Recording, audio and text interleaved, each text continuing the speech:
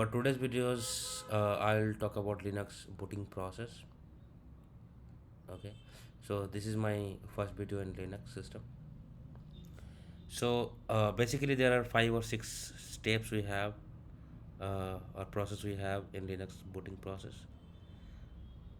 like post BIOS, then MBR, then bootloader. Uh, in Linux, we have a bootloader that is called Grand Unified Bootloader, and then kernel and init. And in this booting process, bootloader and kernel is really interesting one. Okay, so what is post? Post is basically power on self test, and it helps us to sanity check of your hardware. BIOS is basically basic input output system, and it helps for the system integrator check for the hardware and find the boot device. Also, BIOS actually helps to find the MBR in the device and transfer control to it. MBR is master boot record, and the size of the MBR is 512 bytes, and it contains the information about the bootloader. So in this 512 bytes of information, we have a 446 bytes is for bootloader, 64 byte is for partition table, and 2 byte is for magic number.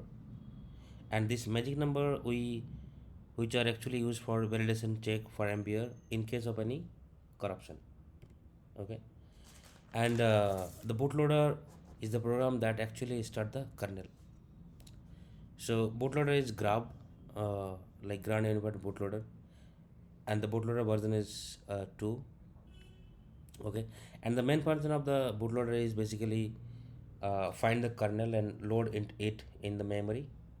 Okay, the next is pass kernel parameters, and the third is create init RT or init IMFS.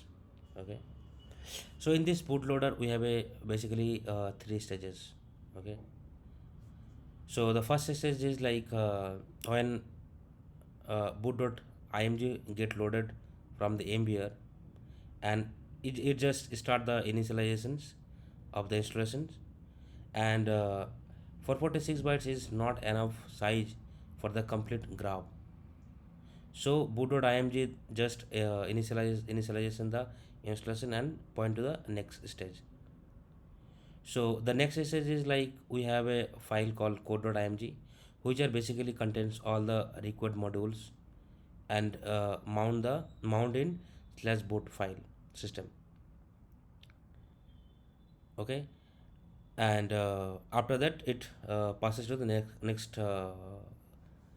stage, and the next stage is like which are required for all the files, and that is there in the slash boot slash grab.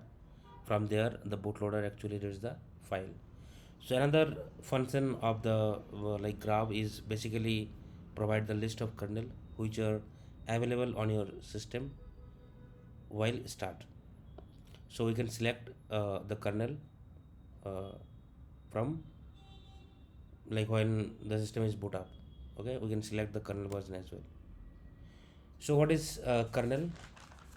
So kernel is basically there are two functions. So once the bootloader uh, passes control to the kernel, it get loaded into the memory, and the main function of the kernel is actually mount the slash root file system and start the init program.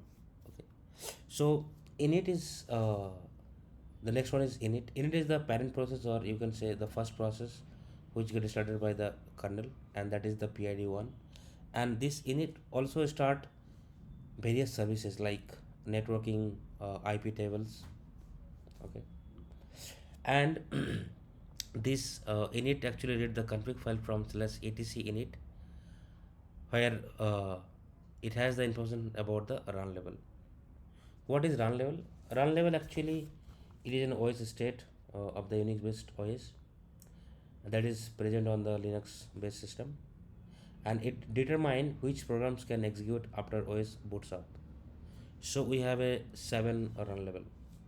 Run level 0, from run level 0 to run level 6. So run level 0 is for uh, power off, and run level 1 is for single user mode. Run level 2 is for multi user without networking. Run level 3 is for multi user with networking. Run level 4 is for future use or user definable. 5 is for multi user mode with networking and supports GUI based.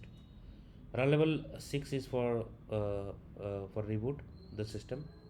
Okay, so this is all about the Linux booting process. Let me know if you have any questions about the booting process. Thanks a lot.